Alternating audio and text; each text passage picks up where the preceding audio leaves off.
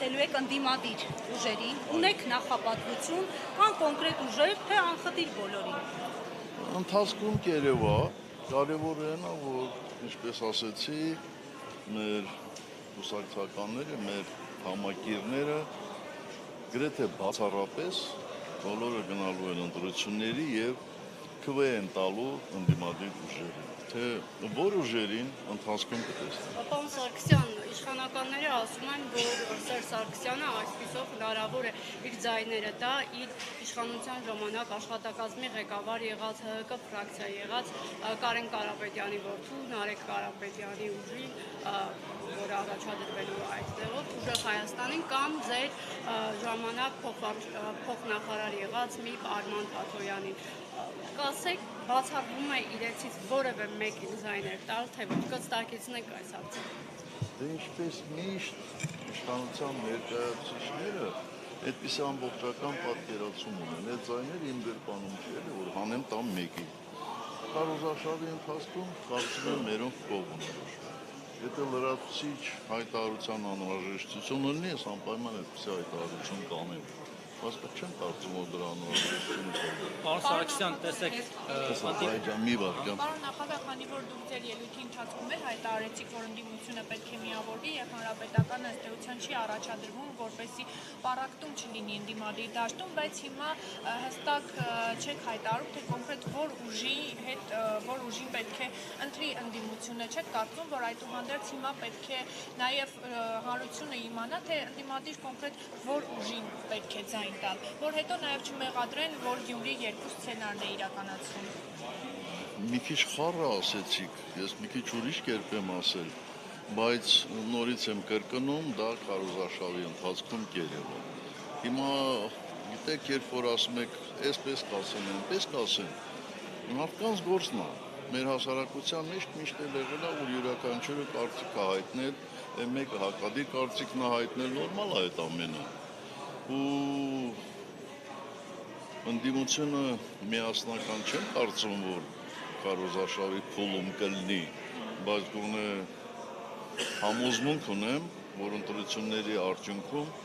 միասնական կլինեն, նույն կետին կխփեն, նույն գործողությունները կանեն։ Պարոն Սարգսյան, տեսեք, ամեն անգամ այս վերջի տարիների ընտրությունների հետ կապված միշտ խոսվում է, որ պետք է ընդդիմությունը միավորվի մեկ ճակատով, հանդես գա գուցե մեկ ցուցակով, բայց տեսնում ենք, որ ամեն անգամ չի ստացվում, գնալով նորովեք 21 թվականի համեմատ այս տարի ավելի շատ մանր ուժեր կան ընդդիմադիր իրենց համարով։ Ինչու նախ չի ստացվում ընդդիմադիր ուժերի միավորումը, արդյոք իսկապես ներ ընդդիմադիր ամբիցիաներն են, որ թույլ չեն տալիս, եւ ելի այդ պառակտումը զգացվում է, ելի հիմա հակամարտությունը սկսվել ձեր թիմակիցների եւ Ռոբերտ Քոչարյանի թիմակիցների միջեւ, բայց մի փոքր նյուանս կա, ոչ այդքան ուղիղ ձեր, այլ ձեր փեսայի Միքայել Մինասյանի թիմակիցների ու Քոչարյանի միջեւ այդ բանը, այդ պատերազմը նորից վերսկսվել եւ Մինասյանի թիմակիցների այդ հարցակումները նաեւ ձեզ են վերագրում, նախ սրա մասով ինչ կասեք, դուք կապ ունեք իրենց հետ, կապ չունեք եւ ի վերջո ինչու չեք կարողանում լեզու գտնել Քոչարյանի հետ կամ ինքը ձեր հետ։ Դեք նախ ես բոլորի հետ կապ ունեմ եւ իմ գործելավոճը մի քիչ ուրիշ է։ Ես որևէ մեկին ոչինչ չեմ պատմում։ Իմ գործընկերներին հարցրեք, իրենք կասեն։ Բայց լուր հետևում եք, որը գուցե նաև խրախուսանք է դիտվում իրենց կողմից։ Ոչ միայն հետևում եմ, փորձում եմ մի ուղղությամբ տանել, այնտեղ որտեղ ինձ հաջողվում է, որտեղ չի հաջողվում, չի հաջողվում։ Բայց ասեմ, որ ես երբեք չեմ ասել, որ մի ցուցակով պիտի գնամ, ես դա չեմ համարում օգտակար, որտեղ այս գնալու պարագայում վստահ եմ, որ ընդդիմադիր ուժերը ավելի քիչ ձայն կտանեն, ավելի քիչ քվե կտանեն, քան երբ որ 2-3 մեր շագարտերը։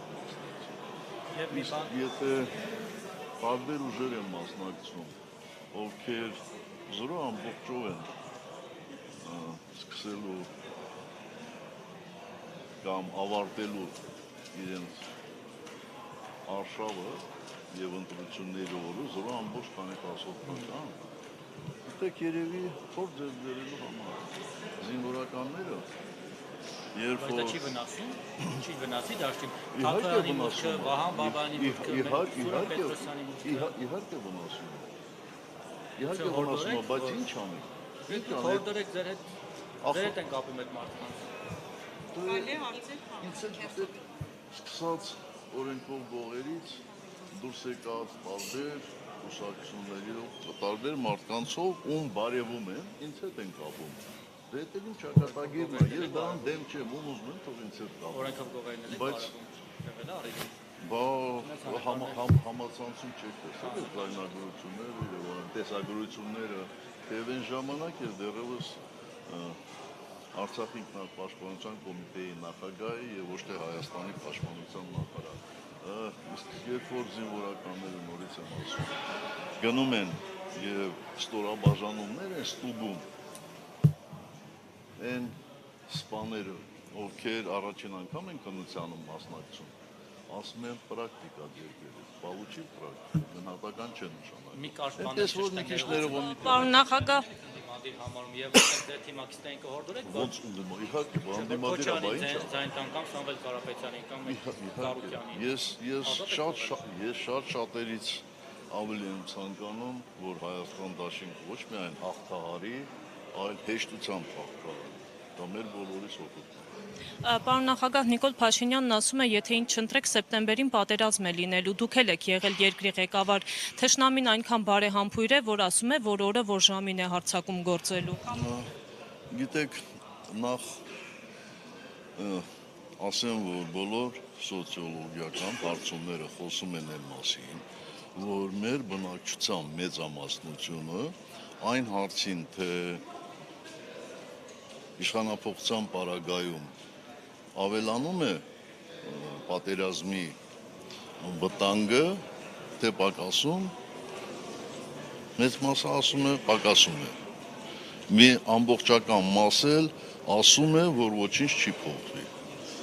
Այսինքն նրանք, ովքեր ասում են, որ իշխանափոխության պարագայում պատերազմ կլինի, փոքրամասնություն են մեր հասարակության մեջ։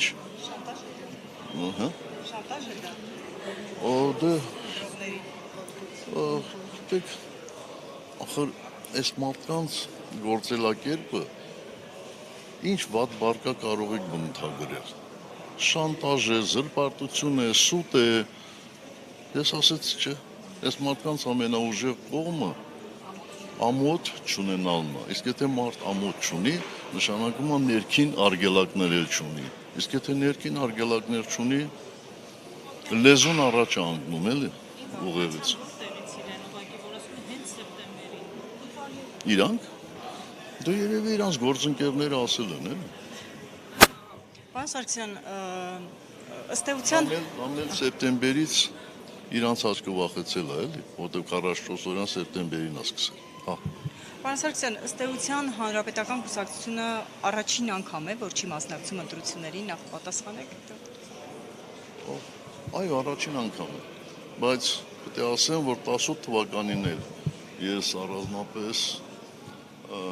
հակված չեմ եղել մասնակցելու ընտրություններին, բայց գործադիր մարմնի անդամները ինձ համոզեցին։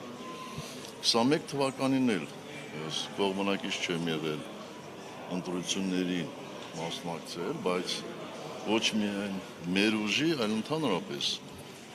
ընդդիմադիր ուժերի կողմից մասնակցությանն են դեմ եղել, որտեղ ասել են, որ մենք գնալու ենք ընտրությունների, ցավոք սրտի Հայաստանի կառավարիչը հաղթելու է եւ միջազգային հանրությունը շատ տևական ժամանակ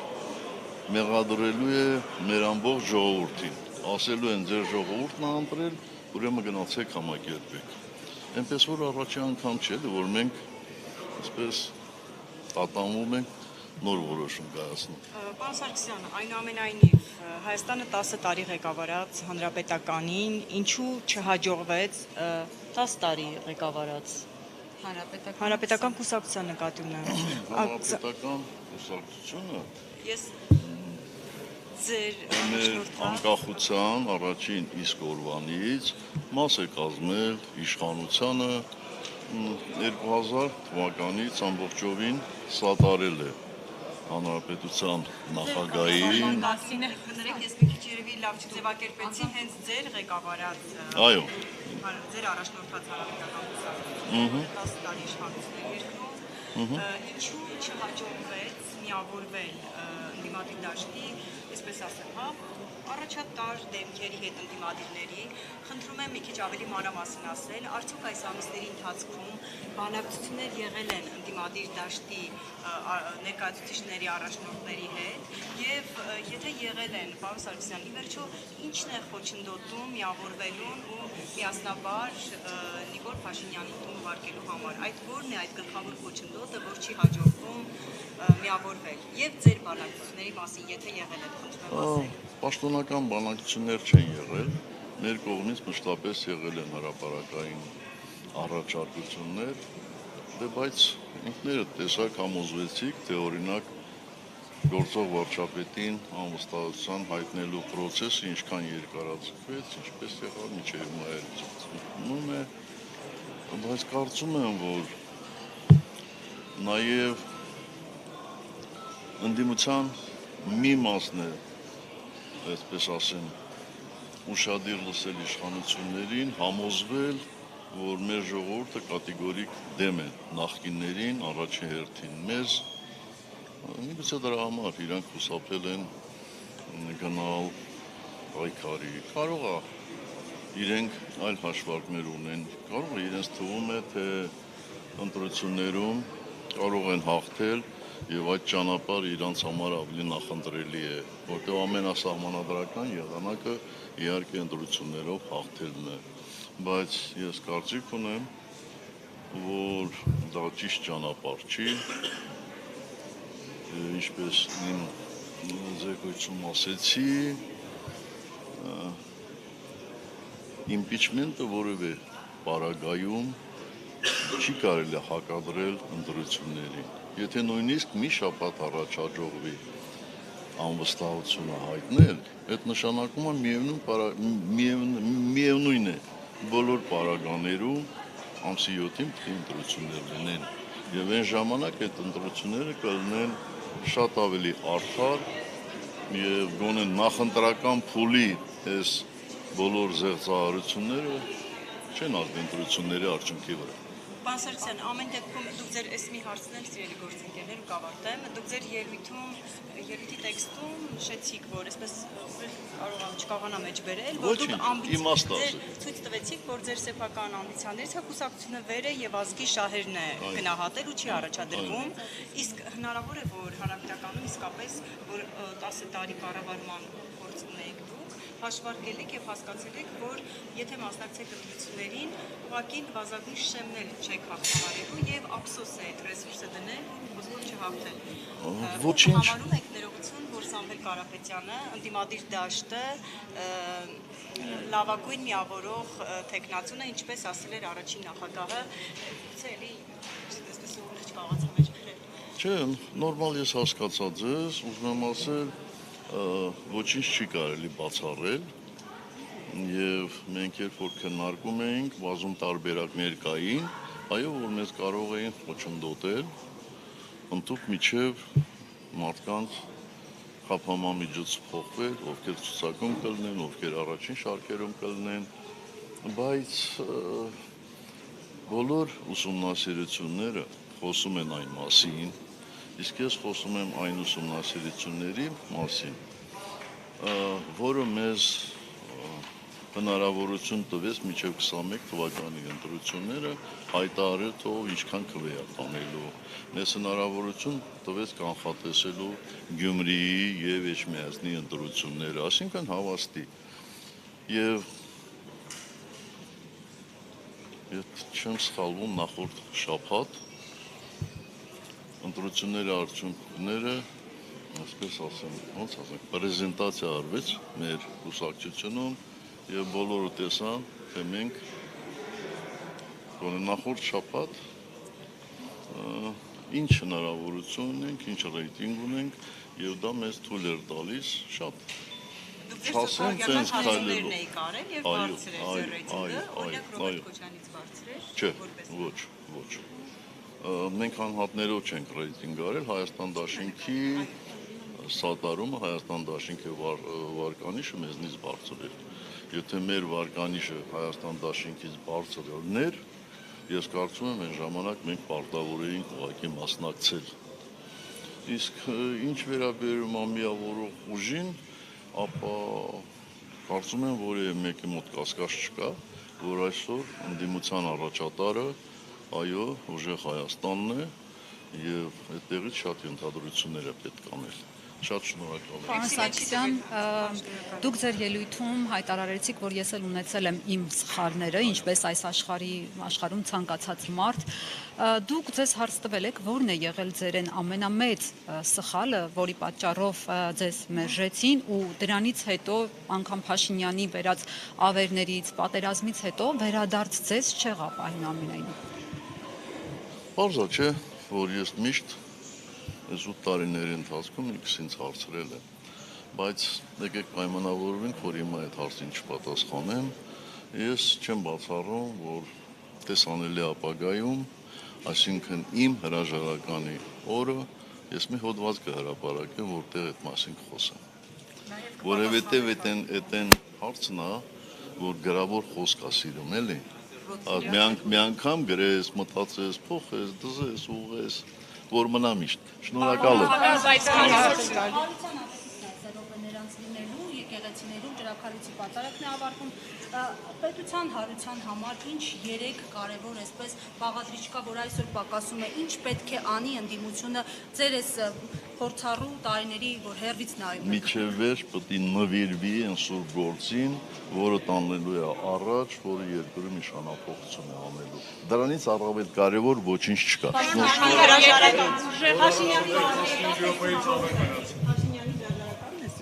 Չվերարտադրվել է սուրբ գործը։ Բա ինչ է։ Շնորհակալ եմ։